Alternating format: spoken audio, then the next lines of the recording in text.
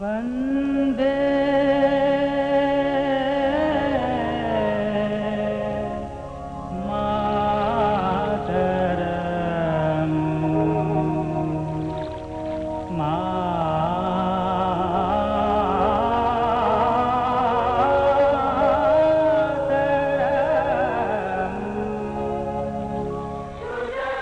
स्वाधीनता संग्राम के दौरान वंदे मातरम गीत केवल एक गीत नहीं था, बल्कि देशभक्ति की भावना का प्रतीक और राष्ट्र जागरण का सबसे लोकप्रिय नारा था।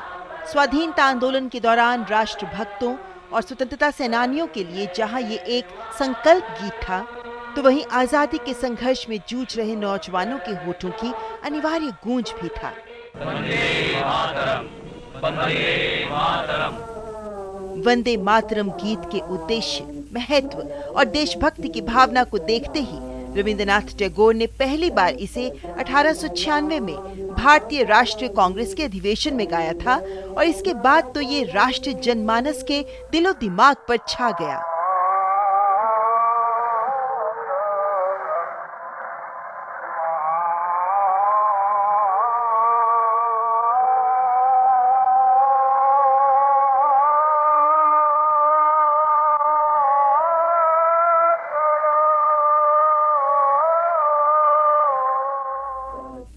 वंदे मातरम गीत की ताकत देखने को मिली 1905 में, जब ब्रिटिश सरकार ने बंगाल को विभाजित करने का कुटिल निर्णय लिया। अंग्रेजों के इस बंग भंग निर्णय के खिलाफ शुरू किए गए स्वदेशी आंदोलन के दौरान वंदे मातरम सबसे प्रमुख नारा बन गया।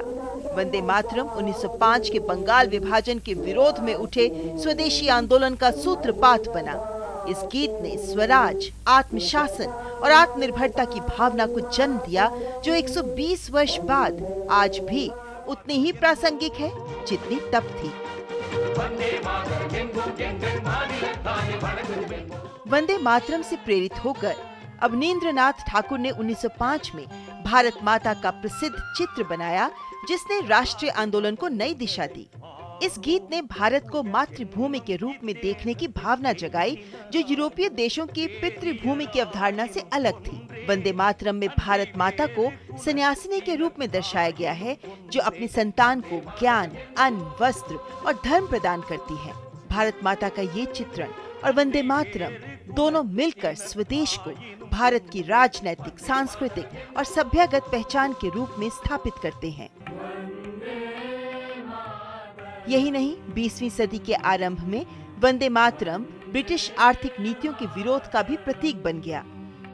अरबिंदो घोष, लाला लाजपत राय और बाल गंगाधर तिलक जैसे नेताओं ने वंदे मातरम को एक जन घोष के रूप में इस्तेमाल करने का आह्वान किया, जिसे हर भारतीय ने सर आंखों पर लिया। दरअसल यूरोपीय देशों की संकीर्ण और बहिष्कारवादी राष्ट्रवाद के विपरीत भारत का राष्ट्रवाद समावेशी और सभ्यतागत है, और वंदे मातरम इसी भारत की अवधारणा को अभिव्यक्त करता है, जहां विविधता में एकता और आध्यात्मिक एकता दोनों निहित हैं। इसीलिए श्री अरबिंदो ने वंदे मातरम को भारत के उत्थान का मंत्र कहा। उन्होंने इस गीत की अपनी धुन भी बनाई, ताकि ये भारत के लिए एक शक्तिशाली और प्रेरणादायी मंत्र बन सके। अंग्रेजों की तमाम कोशिशों के बावजूद वंदे मातरम ने स्वतंत्रता संग्राम में न सिर्फ स्वदेशी की भावना को जगाया, बल्कि पूरे राष्ट्र को एकता के सूत्र में बांध दिया।